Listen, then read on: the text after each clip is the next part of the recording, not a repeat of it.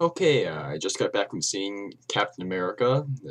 Thought I'd record some thoughts about it quick. Uh, this is, of course, the latest in the series of Marvel-produced superhero movies leading up to the big event of the Avengers next summer, and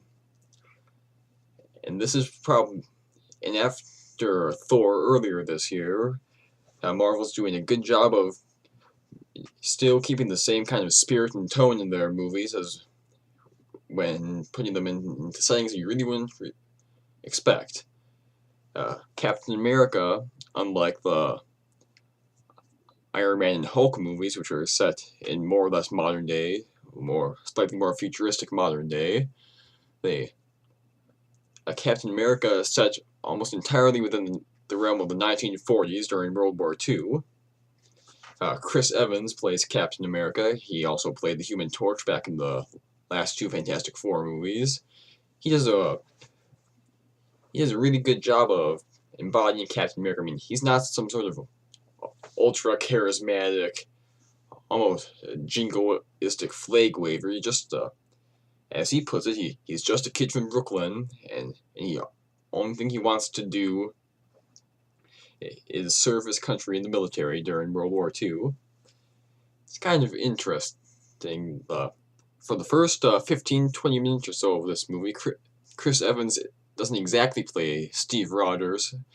That's Captain America's real name. For the first part of this movie, in order to create the idea of Captain America being a 98-pound weakling who's given the ability to become a super soldier. Yeah, Chris Evans' face is actually digitally strapped onto the face of a younger person who has the figure of, say, me, only a little bit shorter. But I digress. I can't say that the illusion works all the time, but for the most part, you're convinced that Steve Rogers is this skinny little kid from Brooklyn who is just driven to join the army. Now, I had my doubts as to how this movie would turn out, whether or not it would actually work, because Captain America let's not kid ourselves. Captain America was created as a propaganda figure during World War II, and not only do the writers not shy away from this, they actually embrace it.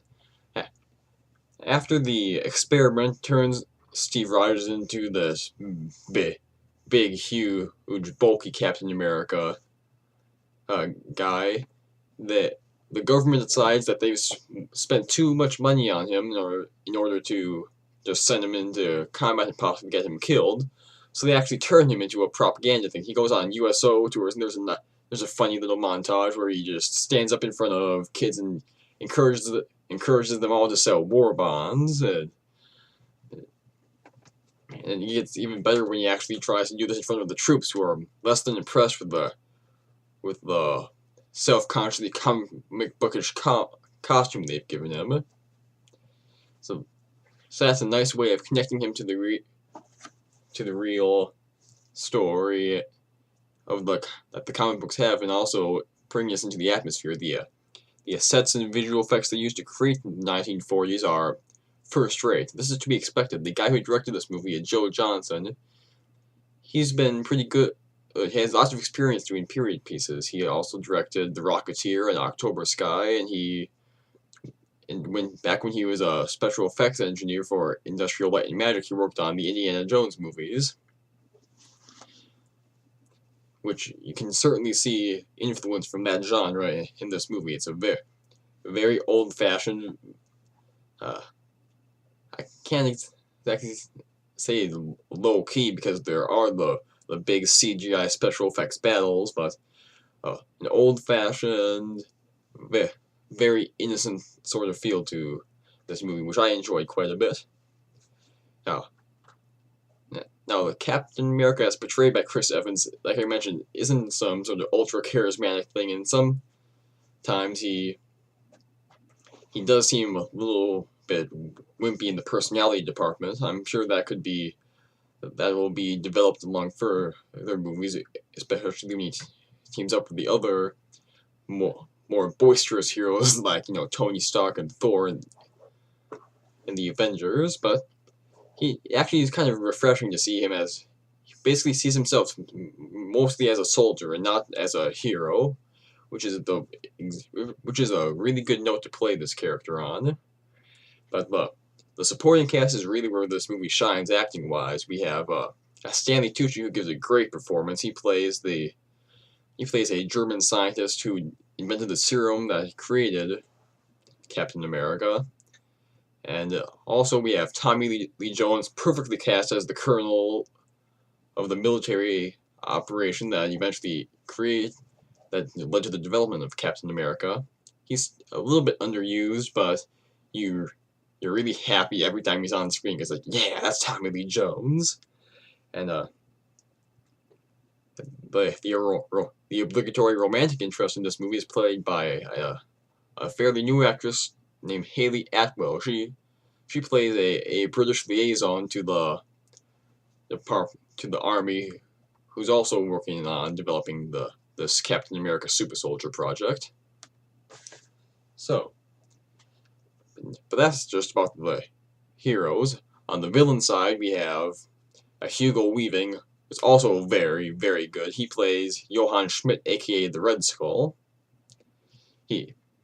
I'm sure some people will complain about the fact that all the Germans speak English in this movie, and well, which is also kind of interesting because during a short prologue where we see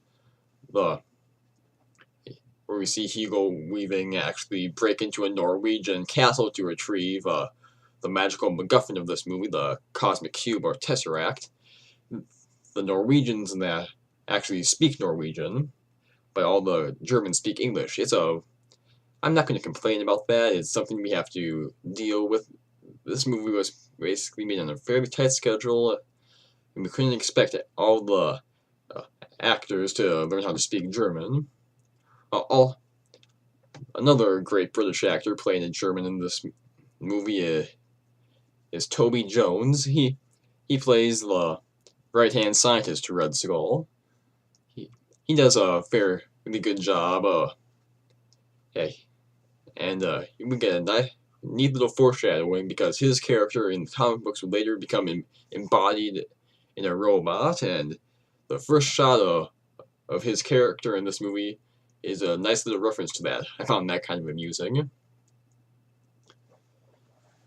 Now, as far as the action sequences go, they're very well done. This is a very fun movie to watch, and there are sequences where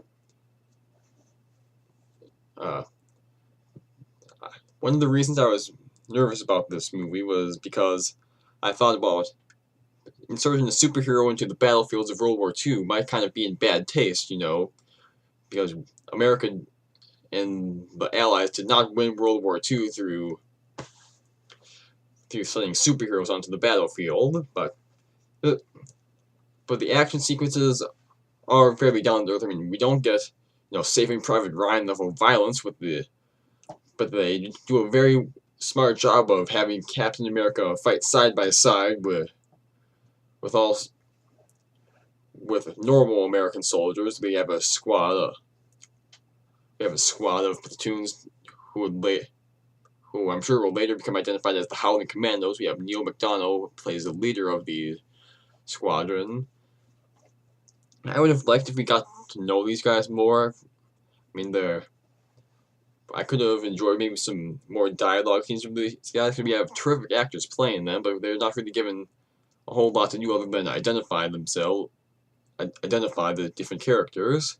It's kind of like the Warriors 3 and Thor. I mean, we had these three people plus Sif, but they're played by good actors, but they're not really given a whole lot to do other than fight alongside the hero during the action sequences. But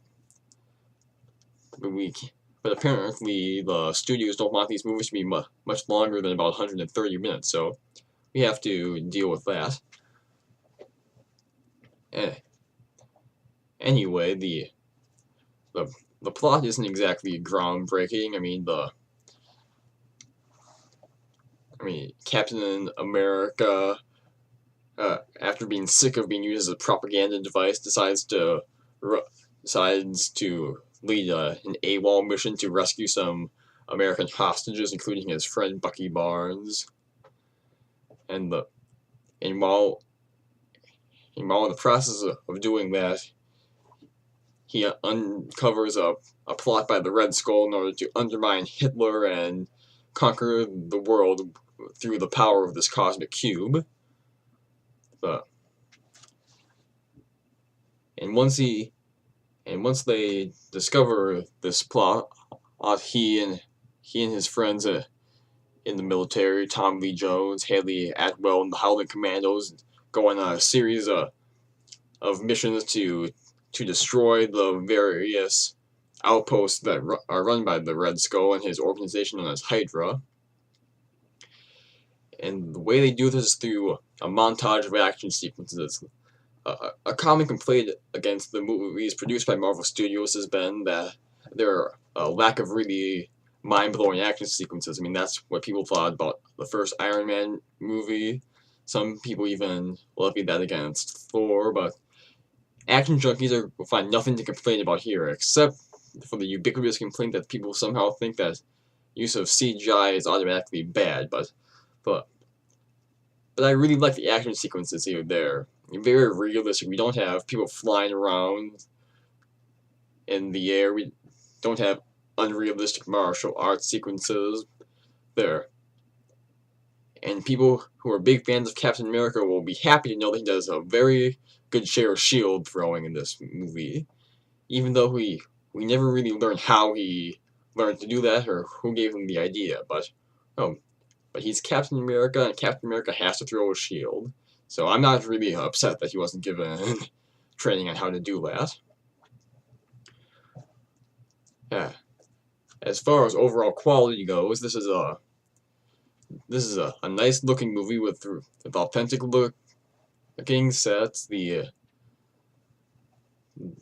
supporting cast is well acted, and Chris Evans does a good job carrying the movie, even if he is not quite as charismatic as we'd like him to be all the time. And on the scale of the Marvel superhero movies, I'd probably put this one somewhere between Thor, probably at around Thor level,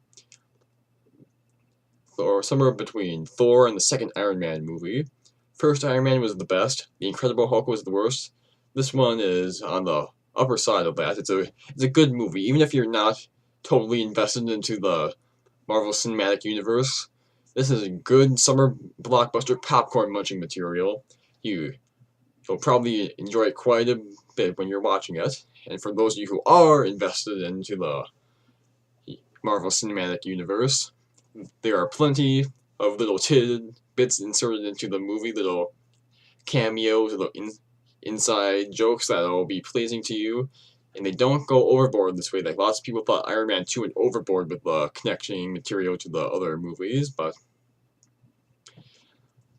this one works very well as a standalone movie, and also very well as an entry into the Marvel movie universe.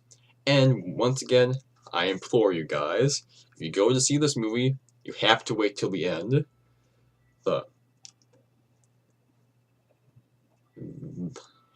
As is always the case with these movies, there is a special teaser scene at the end of the movie, and this is the most spectacular one yet. If you're invested into this franchise, if you want to see get some clues as to what might happen in the Avengers, you have to see this teaser. Of course, it's probably everywhere on the internet right now if you know where to look, but you have to see it in the theater, see it with people who love the Marvel movies as much as you do. You will not be disappointed. And well, that's about all I have to say. It's a good movie, not great, not exactly at the level of Iron Man or Spider-Man 2 or The Dark Knight, but it's Works good as an introduction to the character. Very satisfying film experience. And there we go.